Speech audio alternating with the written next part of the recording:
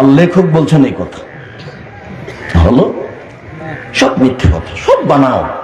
উমর রাদিয়াল্লাহু তাআলা আনহু যদি আজকে দুনিয়াতে থাকতেন, বাংলাদেশের শতকরা 98 জন বক্তার আজীবন জেল হতো, কেউ বাইরে থাকতে পারতো না, সবাই জেলে থাকতো। সম্মানিত দিনী ভাই বোন, ইবাদতের জগতে সবচেয়ে ভিন্ন ধরনের ইবাদত হলো সিয়াম।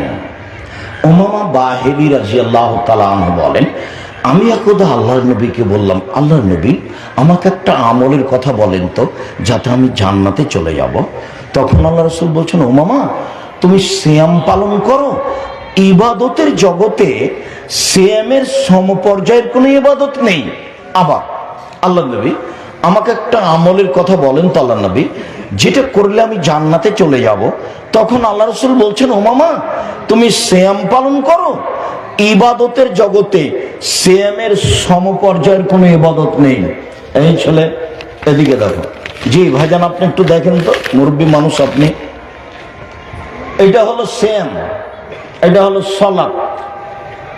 আল্লাহ নবী বলছেন এর সমপর্যায়ের কোনো ইবাদত দুনিয়াতে নাই।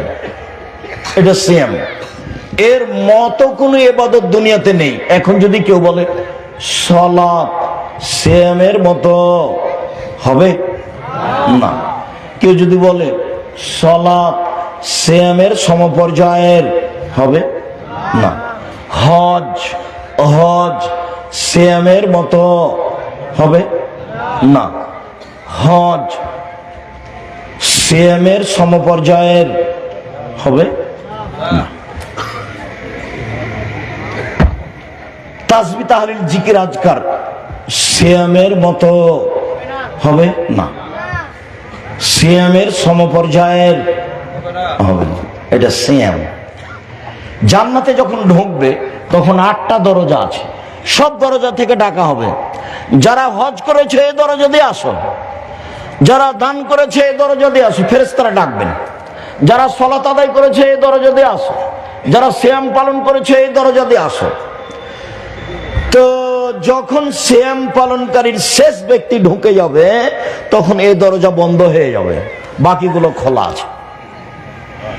একটু বুঝি, হজ পালনকারী সালাতের দরজা দিয়ে ঢুকতে পারবে, সালাত আদায়কারী দানের দরজা দিয়ে ঢুকতে পারবে, কিন্তু সিয়াম পালন না করে এই দরজা দিয়ে ঢোকা যাবে না।